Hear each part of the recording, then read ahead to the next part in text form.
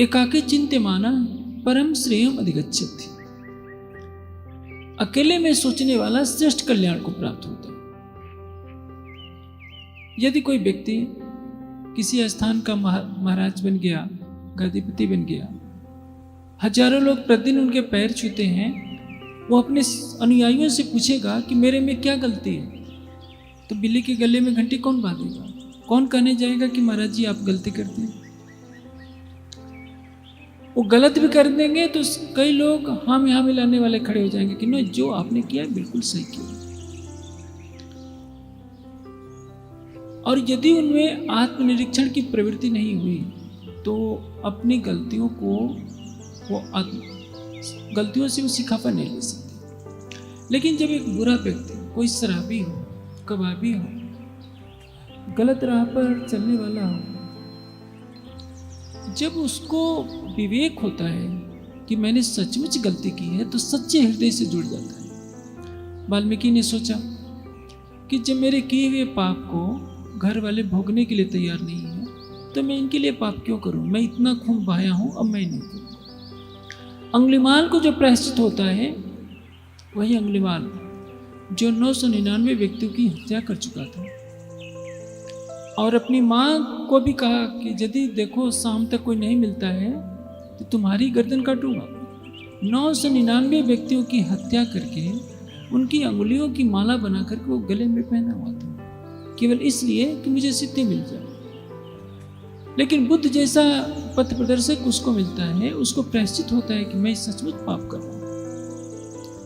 वो अंगुलीमाल बुद्ध के चरणों में झुक जाता है हमेशा हमेशा के लिए। एक ऐसी घटना है, अमीचंद नाम के एक व्यक्ति थे। एक बार ऋषि दयानंद सभा में प्रवचन कर रहे थे, आए बहुत अच्छा भजन गाए। दयानंद जी मस्ती में झूमने लगे, कहा कि अमीचंद हो तो तुम हीरा लेकिन कीचड़ में फंस गए। उसको इतनी सी बात की ठोकर लगी, क्या मैं हीरा हूं और कीचड़ में फंस गया हूं? उसमें सारे ऐब थे, शराबी था, कबाबी था, वेश्यागामी था, लेकिन एक क्षण में उसने सारी बुराई को ठोकर मार दी। लेकिन कोई महात्मा है, कोई धर्म के पथ पर चलने वाला है, उसको ठोकर लगनी कठिन होती है। यदि लग गई या उसने आत्मचिंतन कर लिया, किसी भी व्यक्ति ने एक अकेले में कि मुझे ये बुराई नहीं करनी है, तो उसी दिन छोड़ दे। जब भी मनुष्य गलत कार्य करने जाता है हृदय से आवाज आती है कि नहीं, ये कार्य तुम्हें नहीं करना है। लेकिन बुरे संस्कार जब हावी होते हैं तो अंतरात्मा की आवाज को वो अनसुना कर देता है और धीरे धीरे उसकी प्रवृत्ति बन जाती है अंतरात्मा की आवाज को अनसुना करने की। जब कोई व्यक्ति शराब पीता है तो पहले बार उसका हाथ कांपेगा, लेकिन पीते पीते वो इतना बेशर्म हो जाएगा कि उसको लज्जा शर्म भी नहीं लगेगी। चोरी करने के लिए जब व्यक्ति पहली बार जाएगा उसको भय लगेगा, धीरे धीरे वो ढीठ बन जाएगा, बाद में उसके अंदर से लज्जा चली जाती है।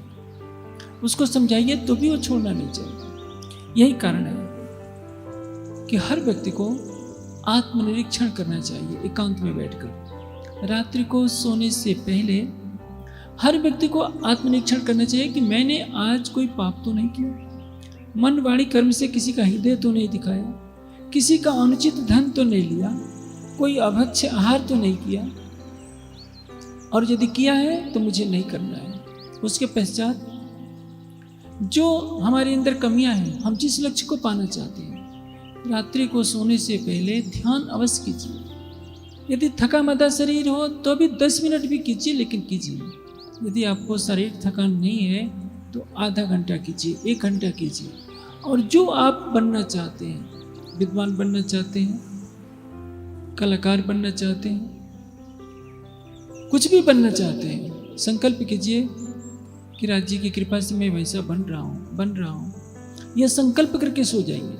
निश्चित है कि आपके मनोबल में वृद्धि होनी शुरू होगी, आपकी कमियां दूर होनी शुरू हो जाएगी और एक दिन आप उस लक्ष्य को प्राप्त कर लेंगे जिसके लिए आप सोचा करते हैं। सवेरे उठकर भी यही कार्य कीजिए।